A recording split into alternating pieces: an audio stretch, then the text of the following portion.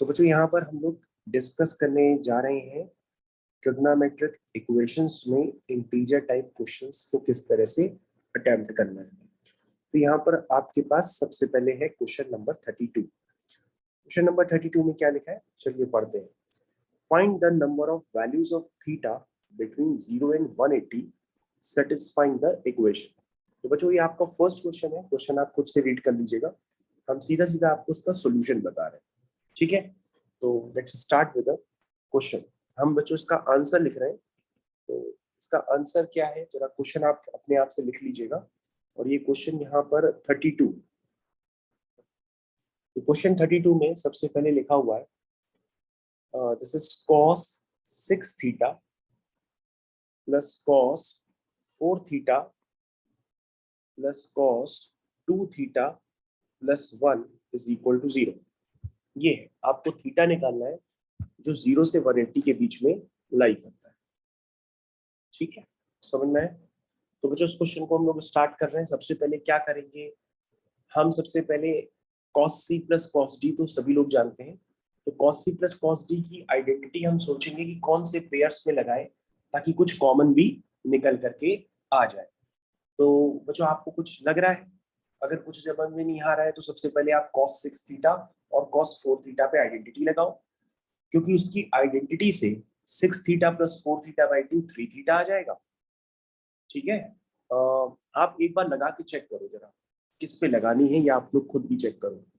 तो हम किस पे लगाएं, 6 थीटा और 2 थीटा पे, कि 6 थीटा और 4 थीटा इस पे लगा सकते हैं। कभी कभी ऐसा भी लग रहा है कि cos 2 थीटा का फॉर्मूला लगा दें और 1 कैंसिल कर दें। cos 2 थीटा का फॉर्मूला काफी अच्छा होता है लगाने के लिए, 1 माइनस 2 साइन स्क्वायर थीटा होता है और 2 cos स्क्वायर थीटा माइनस 1 ये भी होता है। तो बच्चों ऐसा करते हैं कि हम थोड़ा सा जल्दी कर लेते हैं, हम ऐसा करते हैं कि cos c plus cos d पे ही लगा देते हैं एक बार, नहीं बनेगा पेयर तो फिर हम किसी और में लगा के देखेंगे। This is cos 6 theta plus 4 theta divided by 2 cos 6 theta minus 4 theta divided by 2 plus cos 2 theta का फॉर्मूला लगा देते हैं, this is 1 minus 2 sine square theta, या 2 cos स्क्वायर थीटा माइनस 1, उसी से ही 1 कैंसिल होगा। तो हम कौन सा फॉर्मूला लगाते हैं, 2 cos square theta minus 1 plus 1 is equal to 0। उसके बाद ये हो गया बच्चों 2 cos, this is 5 theta, and cos this is 6 theta minus 4 theta यानी कि theta plus 2 cos square theta is equal to 0। सबसे पहले यहां तक देखिए, सबको बात क्लियर हुई?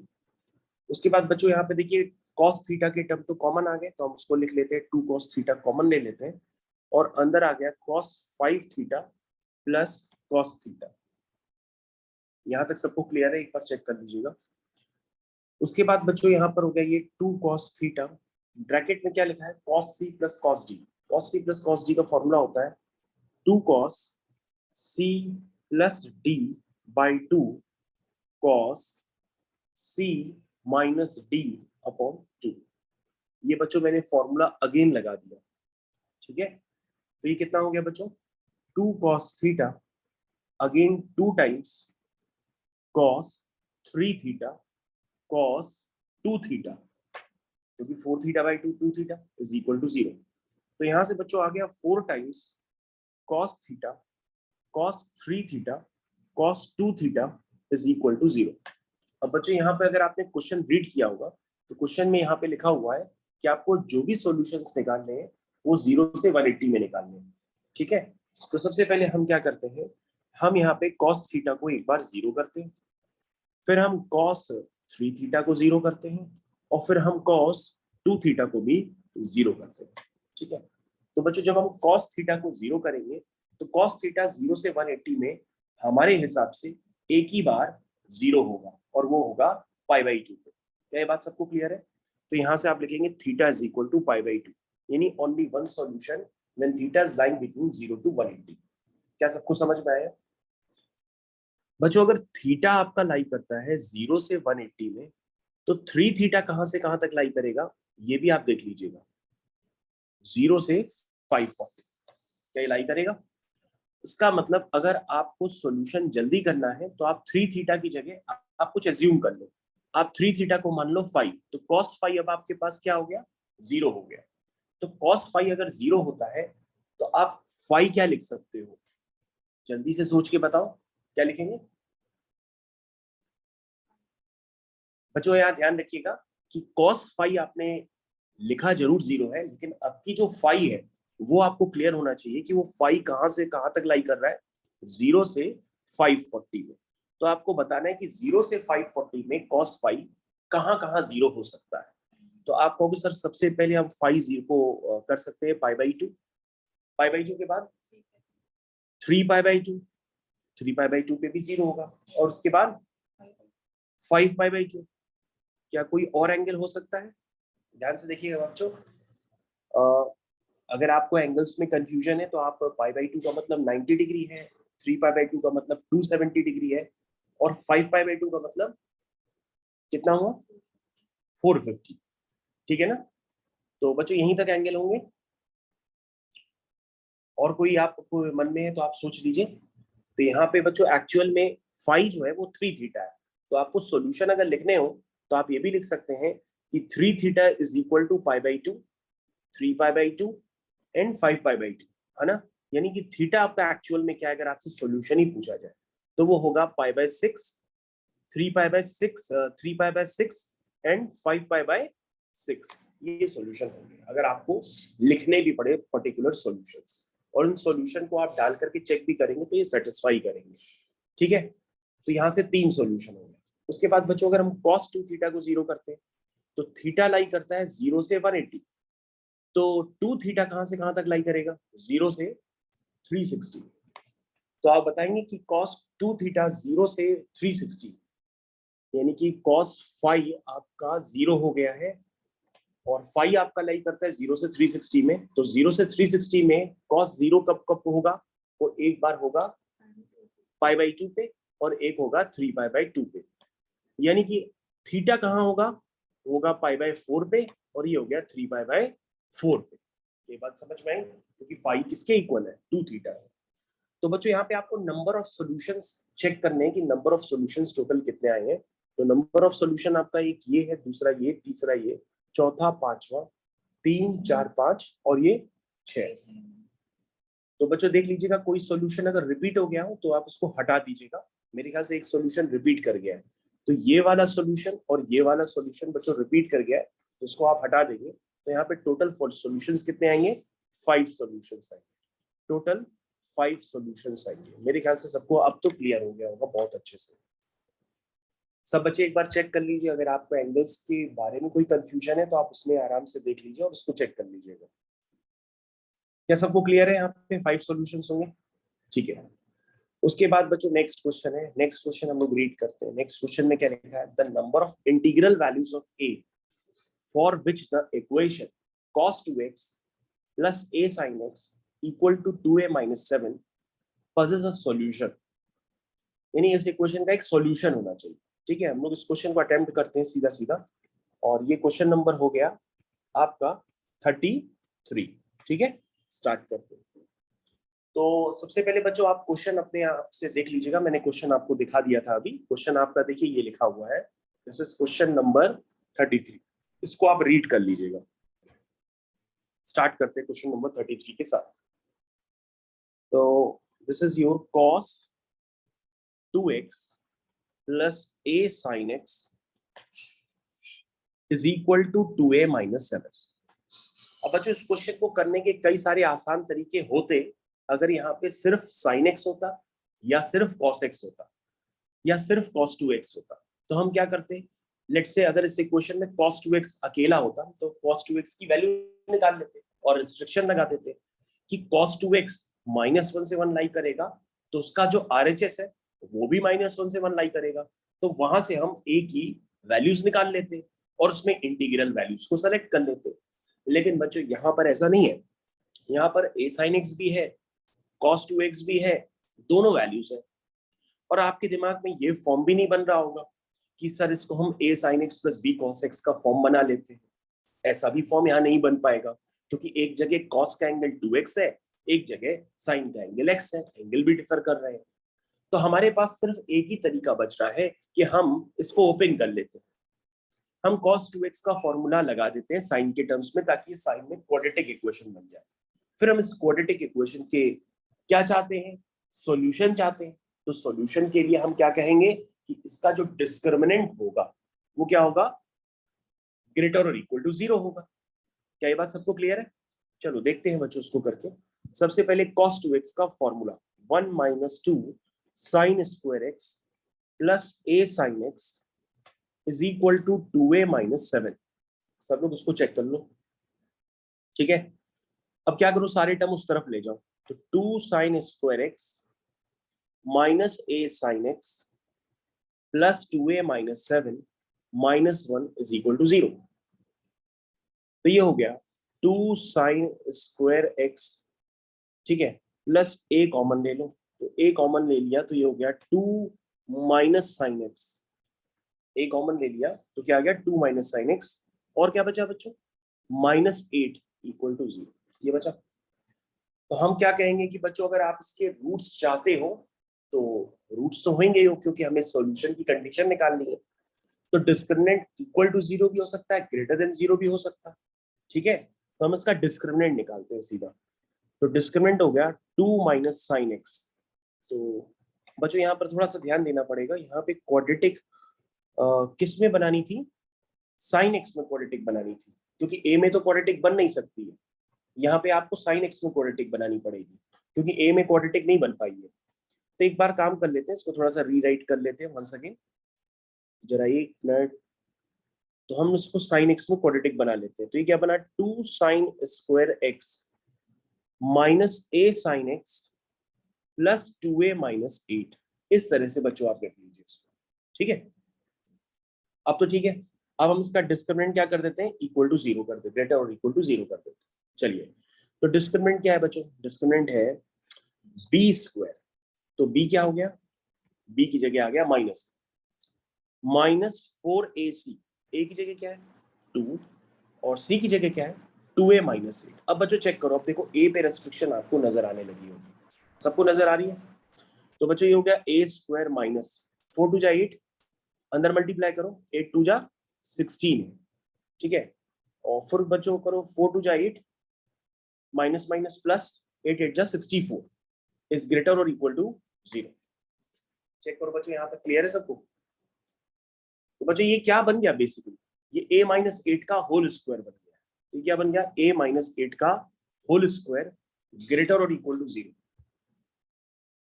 तो बच्चों यहाँ पे हमें a की इंटीग्रल वैल्यूज चाहिए, ये आपको थोड़ा सा समझना पड़ेगा कि अभी सॉल्यूशन हम लोग कैसे करें। तो बच्चों हमने अभी निकाला जरूर डिस्क्रिमिनेंट ग्रेटर इक्वल टू 0 है, लेकिन डिस्क्रिमिनेंट के साथ साथ यहाँ पर अगर आप रूट्स की वैल्यू लिखेंगे तो आपको यहाँ पर एक और बात नजर आएगी, क्योंकि डिस्क्रिमिनेंट की कंडीशन तो एकदम सही चल रही है, क्योंकि वो पॉजिटिव होना चाहिए, वो है भी, ठीक है ना।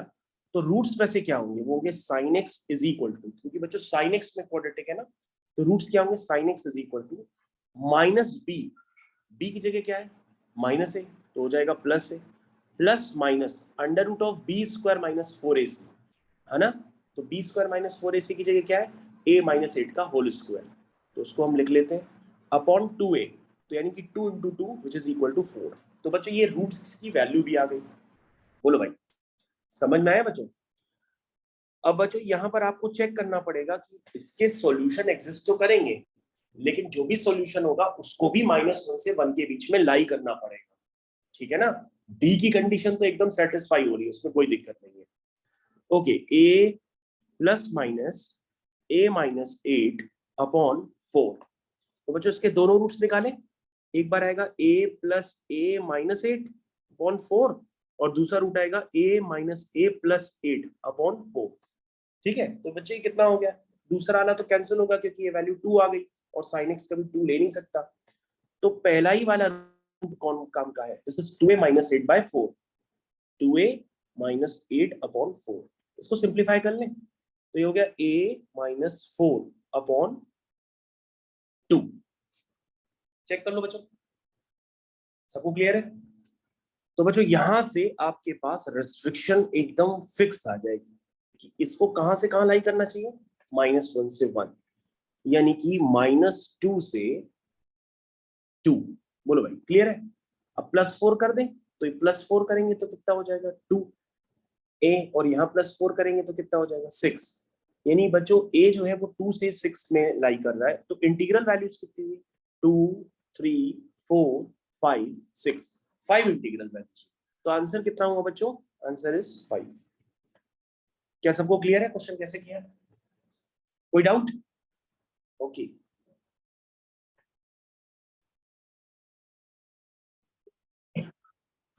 तो बच्चों इसके बाद हम लोग के पास क्वेश्चन नंबर 34 है, और 34 काफी इजी क्वेश्चन है, तो हम लोग 34 और 35 दोनों क्वेश्चंस एक साथ करेंगे। आप 34 और 35 आपके पास जो भी मॉड्यूल हो उसे पढ़ लीजिए, और नहीं है मॉड्यूल तो आपके सामने ये 34 और 35 है।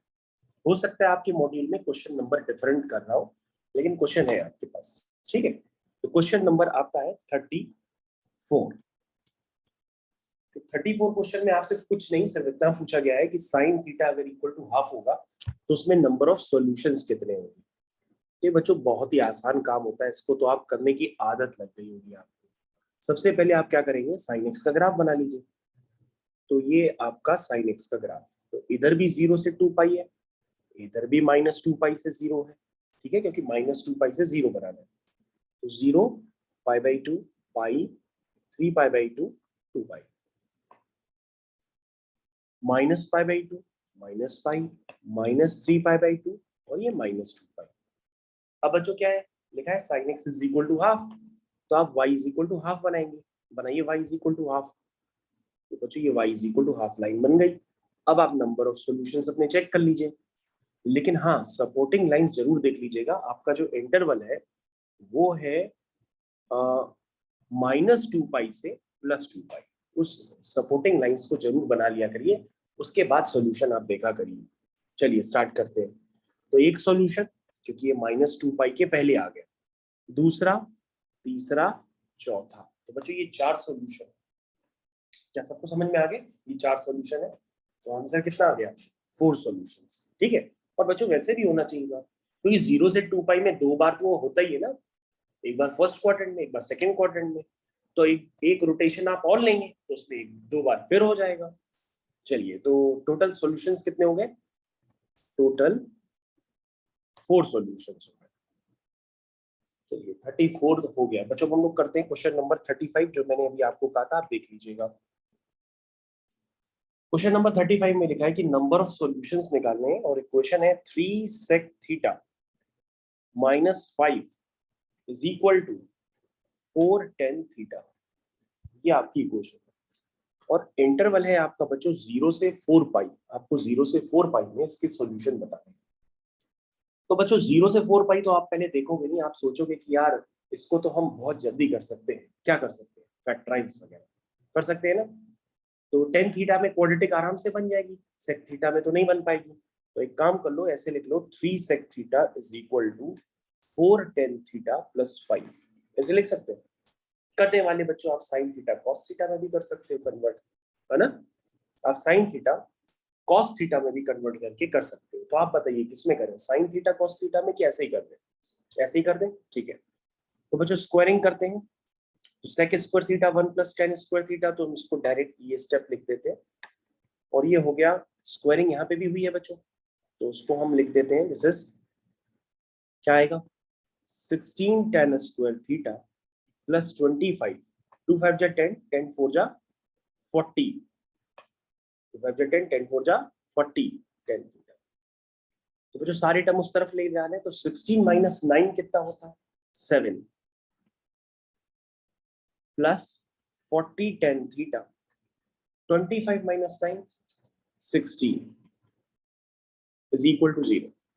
और 16 7 जा बच्चों क्या होता है, आपको बच्चों फैक्टर शायद आपको बताने पड़ेंगे, तभी मैं क्वेश्चंस कर पाऊंगा। आप लोग सोच के बताइए इसके फैक्टर क्या होंगे।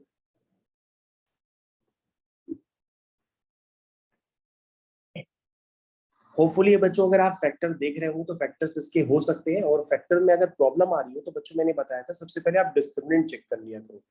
वो होता है b² - 4ac। आप पहले डिस्क्रिमिनेंट चेक करो बच्चों, ऐसा तो नहीं डिस्क्रिमिनेंट ही गड़बड़ कर रहा, चेक कर लो क्या डिस्क्रिमिनेंट किसी का परफेक्ट स्क्वायर है, तो आप रैशनल फैक्टर्स निकाल सकते हैं जल्दी से। नहीं है तो फैक्टर्स तो होंगे लेकिन वो इरेशनल होंगे, मतलब रूट्स इसके इरेशनल हो जाएंगे क्योंकि स्क्वायर रूट के नंबर जो है बाहर निकलेंगे ही नहीं।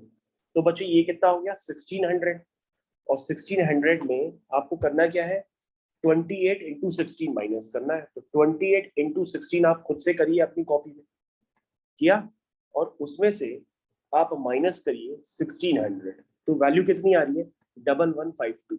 बच्चों हमारे हिसाब से ये किसी का परफेक्ट स्क्वायर नहीं होता है, तो रूट्स तो हैं लेकिन इरेशनल रूट्स होंगे, होंगे ना, ये बात क्लियर है। हाँ अगर डी परफेक्ट स्क्वायर होता तो रैशनल रूट्स होते। क्या ये बात सबको क्लियर है? क्वाड्रेटिक इक्वेशन की वाली कंसेप्ट्स की मेरे ख्याल से सबको क्लियर होगा। अब बच्चों यहाँ पर देखो, आप कहोगे कि सर टेन थीटा की एक बार यहाँ कोई वैल्यू आएगी, वो रैशनल रूट हो सकता है कोई भी, और टेन थीटा की एक बार दूसरी भी वैल्यू आएगी, आएगी ना। लेकिन बच्चों जो टेन थीटा की रेंज होती है वो कोई -1 से 1 होती नहीं है।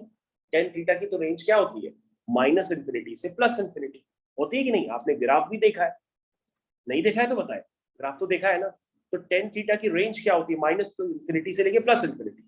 यानी बच्चों यहाँ कोई भी नंबर हो टेन थीटा उस पर कहीं ना कहीं वैल्यू लेगा, लेगा ना। तो बच्चों आपको ये बताना है कि टेन थीटा सबसे पहले 0 से 2 पाई में ये वैल्यू कितनी बार लेगा, एक बार चेक कर ले। 0 से पाई, 0 से 2 पाई, या 0 से 3 पाई, 4 पाई, मतलब अगर एक बार ग्राफ बच्चों बना के देख ही लेते हैं, लेट्स वेट। तो बच्चों से मैंने बताया था सबसे पहले ऐसे सपोर्टिंग लाइंस बना लेते हैं। सपोर्टिंग लाइंस बनाने के बाद सिर्फ आप 0 से 2 पाई में देख लीजिए, यहाँ जहां तक आपका मन करे पहले उतना जरूर देखिए। 0 π/2 पाई, 3 π/2, और आगे क्या होता है बच्चों 2 पाई, ठीक है, ये 2 पाई। तो बच्चों हम ग्राफ बना रहे हैं, ये देखिए ये ग्राफ बना, सबको याद आ गया टेन थीटा का ग्राफ? सही बन रहा है ना ग्राफ बच्चों? चेक कर लीजिएगा एक बार, जस्ट वेट। उस तरफ बच्चों थोड़ी सी जगह कम पड़ गई है तो हम इरेज करके दोबारा बनाते हैं, जरा वेट करिएगा।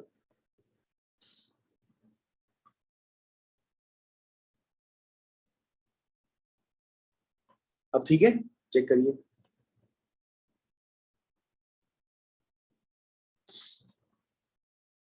तो बच्चों 0 से, आप ये देखिए बच्चों ये कोई भी नंबर हो, ये नंबर क्या होगा, कहीं पे भी नंबर हो, हम कह रहे हैं वो मान लो आपने एक पॉजिटिव नंबर ले लिया, मतलब प्लस साइन के साथ ले लिया, और एक बार माइनस साइन के साथ ले लिया।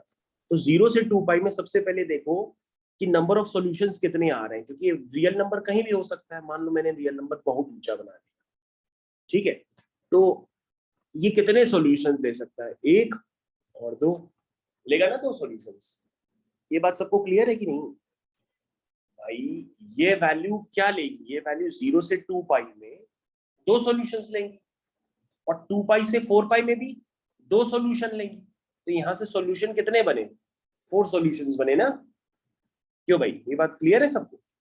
क्योंकि बच्चों ये -∞ से +∞ में कोई भी नंबर हो सकता है ना, उसी तरीके से बच्चों यहाँ पे भी कोई नंबर होगा, वो भी 0 से 2 पाई में 2 सॉल्यूशन लेगा, लेगा कि नहीं लेगा? चाहे आप लाइन नीचे बनाओ, चाहे आप लाइन ऊपर बना के देख लो, चाहे आप लाइन नीचे बनाओ, चाहे आप लाइन ऊपर बना के देख लो। देखो मैं बना के दे रहा हूँ, चेक करो, ये देखो एक ये, एक ये। तो बच्चों यहाँ पे भी सॉल्यूशंस कितने आएंगे, 4 सॉल्यूशंस आएंगे। बोलो बात क्लियर है सबको? तो टोटल सॉल्यूशंस कितने हो जाएंगे, 8 हो जाएंगे, ठीक है। तो क्वेश्चन बच्चों हो गए। बच्चों हो सकता है आप इस कॉन्सेप्ट में पहली बार कर रहे हो, क्योंकि आपकी आदत साइन थीटा कॉस थीटा ही होती, आपने टेन थीटा को पहली बार देखा कि yes tan theta is equal to something हो, तो सॉल्यूशन कैसे लिखेंगे। क्या सबको क्लियर है? यानी tan theta is equal to कुछ भी हो सकता है, वो 2 भी हो सकता है, 5 भी हो सकता है, 6 भी होता है, 6 - √3 भी हो सकता है, 5 + √3 भी हो सकता है, कुछ भी हो सकता है ना, क्योंकि इसकी रेंज क्या है, ऑल रियल नंबर्स। अब तो क्लियर है? चलिए तो बच्चों क्वेश्चन नंबर 35 भी मैंने आपका सक्सेसफुली कर दिया। अब बच्चों हम लोग आ गए हैं क्वेश्चन नंबर 36 पे। तो 36 क्वेश्चन सभी बच्चे एक बार पढ़ लें, फिर मैं इसको करना स्टार्ट करता हूँ। The number of values of x between 0 and 2 pi that satisfies the equation. Question सबने पढ़ लिया? चलिए आगे बढ़ते हैं। ये क्वेश्चन सबने पढ़ लिया, हम लोग आगे कंटिन्यू करते हैं। तो क्वेश्चन नंबर क्या है बच्चों? ये 36 क्वेश्चन देखिए। तो बच्चों याद रखिएगा, बस यहाँ पे जो x है वो कहां से कहां लाई कर रहा है? 0 से 2 पाई।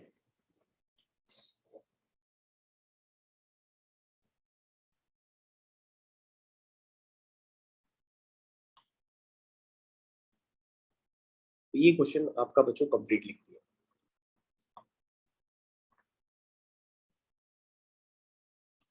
तो बच्चों ये क्वेश्चन देखते ही आपको पहले ये लग रहा होगा कि यार sine c plus sine d तो लगा ही सकते हैं। तो sine c plus sine d लगाना स्टार्ट करते हैं बच्चों। ये हो गया sine 3x plus sine x plus sine 2x, ठीक है, इज इक्वल टू, सिमिलरली बच्चों यहाँ पे cos 3x plus cos x plus cos 2x, ठीक है, यहाँ पे सबको क्लियर? अब लगाओ बच्चों sine c plus sine d, this is 2 sine c plus d upon 2 cos c minus d, just wait, c minus d upon 2 plus sine 2x। यहाँ पे भी बच्चों लगाओ 2 cos c plus d upon 2 cos c minus d upon 2, ठीक है, और plus cos 2x आपका लिखा ही हुआ है, ठीक है, यहां तक आ गया सबको समझ में? अब बच्चों ये हो गया 2 साइन, कितना हुआ 2x cos x plus sine 2x is equal to 2 cos, कितना हुआ बच्चों 4x/2 यानी कि 2x, फिर कितना हुआ cos x, फिर cos 2x। क्या यहां तक स्टेप सबको क्लियर है? चेक करिए। अब sin 2x बच्चों तो कॉमन दिख रहा है, तो मैथमेटिक्स का रूल है, कॉमन दिख रहा है तो कॉमन ले ही लेते हैं। यहाँ पे भी बच्चों आपको देखो cos 2x कॉमन दिख रहा है ना, तो अंदर क्या बचा 2 cos x प्लस 1।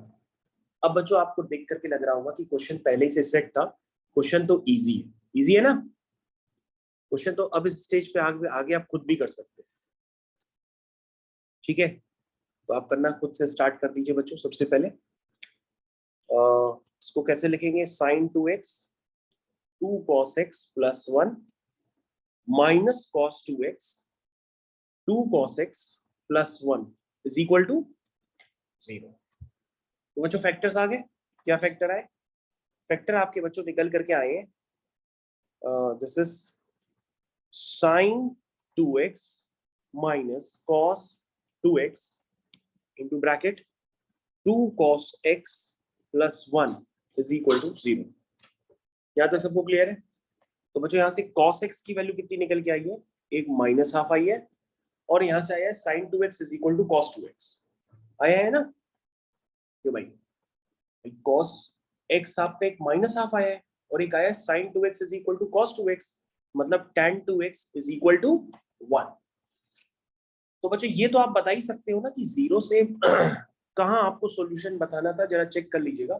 0 से 2 पाई में cos x माइनस हाफ कितनी बार होगा? 2 बार होगा। तो 2 सॉल्यूशन लिख दें यहाँ पे डायरेक्टली, तो 2 सॉल्यूशन हो गए। अब बच्चों यहाँ पे चेक करना पड़ेगा कि x अगर आपका लाई कर रहा है 0 से 2 पाई में, तो 2x कहाँ लाई करेगा? 0 से 4 पाई में। तो आप 2x को अपने मन में 5 मान लीजिए, तो 10 5 1 कितनी बार होता है 0 से 2 पाई में? तुम कहोगे 2 बार। 2 बार होता है ना 10 5 1 0 से 2 0 से 2 पाई। लेकिन यहाँ पे बच्चों 5 कहां से कहां तक लाई कर रहा है? 0 से 4 पाई। तो 0 से 4 पाई में कितनी बार होगा? 4 बार होगा। तो यहाँ पे कितनी बार हो जाएगा? Total 4 solutions. बोलो भाई समझ में आया? कोई दिक्कत? बच्चों टोटल सॉल्यूशन कितने हो गए? 4 + 2 which is equal to 6 solutions. Total 6 solutions. सब लोग क्लियर कर लो, क्या सबको समझ में आ गया? टोटल सॉल्यूशंस कितने होंगे? 6 सॉल्यूशंस होंगे। आप सॉल्यूशन की वैल्यू भी लिख सकते हैं, लेकिन वैल्यू नहीं चाहिए, ये हर क्वेश्चन में नंबर ऑफ सॉल्यूशन ही पूछ रहा है, इसलिए हम नंबर ऑफ सॉल्यूशन पे ही ध्यान देंगे। क्लियर हो क्या सबको? ओके, अब बच्चों उसके बाद नेक्स्ट क्वेश्चन पे चलते हैं। तो बच्चों क्वेश्चन नंबर 37 है। क्वेश्चन नंबर 37 एग्जाम में काफी कम पूछा जाता है, तो हम लोग इसको स्किप करके क्वेश्चन नंबर 38 करते हैं सीधा। तो क्वेश्चन नंबर 38 सभी की स्क्रीन पे है, पहले सभी लोग क्वेश्चन नंबर 38 ध्यान से पढ़ना, फिर मैं आगे कंटिन्यू करता हूँ। इसमें लिखा है if x and y are the solution of the equation 12 sin x plus 5 cos x is equal to 2y square minus 8y plus 21, then find the value of 12 times cot xy by 2। तो बच्चों ये free के number वाले questions हैं जो आपको करने ही पड़ते हैं, इसमें नेगेटिव मार्किंग नहीं होती है, इसलिए ऐसे क्वेश्चंस को तो आपको ढूंढ के करना ही पड़ता है। तो बच्चों ये आपका क्वेश्चन नंबर है 38, और अगर आप 37 करना चाहें तो आप घर पे ट्राई कर लीजिएगा। चलिए, this is 12 sin x plus 5 cos x is equal to 2y square minus 8y plus 21। तो बच्चों मैंने आपको क्या बताया था कि जब इस तरह के क्वेश्चंस होते हैं तो आपको यहाँ पे ध्यान दिया जाएगा कि एक ही इक्वेशन है जिसमें x और y दो वेरिएबल है। तो इस तरह की इक्वेशंस को सॉल्व करने के लिए मैंने आपको कहा था कि बाउंड्री कंडीशंस यूज करनी पड़ती है, यानी कि आपको बाउंड्री कंडीशंस यूज करने के लिए लेफ्ट हैंड साइड एकदम साफ सुथरा लिखा हुआ है a sin x plus b cos x। तुम समझ गए हो कि इसकी लीस्ट वैल्यू है -13 और इसकी मैक्सिमम वैल्यू है +30। ठीक है, अब तुम RHS क्या है, RHS में एक क्वाड्रेटिक इक्वेशन है। अब भाई क्वाड्रेटिक इक्वेशन है तो इसका a तो पॉजिटिव है ना, जब क्वाड्रेटिक इक्वेशन का a पॉजिटिव होता है तो इसका ग्राफ कैसा होता है, ओपनिंग अपवर्ड्स होता है। अब ओपनिंग अपवर्ड्स में किसी भी तरह से हो सकता है, वो ऐसे भी दिखाई दे सकता है, ऐसे भी दिखाई दे सकता है, दिखाई सकता है कि नहीं। यानी कि अगर तुम इसकी रेंज निकालना चाहो तो इसकी रेंज कहां पर होगी, तुम कहोगे इसकी रेंज में लीस्ट वैल्यू सर यहां पर होगी और मैक्सिमम वैल्यू तो इन्फिनिटी होगी। तो सर ये इसके वर्टेक्स के कोऑर्डिनेट, तो वर्टेक्स का y कोऑर्डिनेट आप जानते हैं कितना होता है, वो होता है -d/4a। आप डायरेक्टली यूज कर लीजिए, और भाई यूज नहीं करेंगे तो फिर आपके पास दूसरा तरीका है, फिर आप इसका परफेक्ट स्क्वायर बनाइए, परफेक्ट स्क्वायर की मिनिमम वैल्यू 0 करिए, तो आपको इस एक्सप्रेशन की लीस्ट वैल्यू पता पड़ जाएगी। लेकिन जब आप जानते हैं कि वर्टेक्स का कोऑर्डिनेट -b/2a -d/4a होता है, तो आप डायरेक्टली -d/4a यूज कर लीजिए। क्यों भाई, अब आप कहोगे सर d पहले निकाल लीजिए। हाँ, हम d निकाल लेते हैं। d is b² - 4ac। बोलो भाई समझ में? तो ये हो गया 64 माइनस 4 2 जा 8। तो कोई बच्चा बता सकता है ये आएगा कितना? 8 इंटू 21 कितना हुआ? 168। क्या यहाँ तक सबको क्लियर है? और आपको यहाँ पर एक बड़ी खास बात नजर आ रही होगी कि इसका जो d है वो क्या आ रहा है? नेगेटिव है। d इज नेगेटिव, यानी कि नीचे वाला ग्राफ नहीं बनेगा, इसको आप हटा दीजिएगा, ऊपर वाला ग्राफ बनेगा। ठीक है ना? तो d नेगेटिव है तो ठीक है, हम इसकी रेंज तो बता ही सकते हैं। रेंज क्या बताएंगे बच्चों, क्या बताई थी रेंज, क्या बताई बच्चों मैंने? -d/4a से लेकर के इन्फिनिटी, ये इसकी रेंज है, -d/4a से इन्फिनिटी। जरा आप हमको बताएंगे वैल्यू कितनी आई? तो माइनस माइनस प्लस हो गया, 4a यानी 4 2 जा 8 इन्फिनिटी। तो बच्चों इन्फिनिटी पे ओपन ब्रैकेट लगा लीजिएगा एक मिनट। ये तो बच्चों ये वैल्यू आई कितनी, जरा आप हमको देख के बताएंगे? This is 104 divided by 8। कहोगे सर इसकी वैल्यू आ रही है 13 से इन्फिनिटी।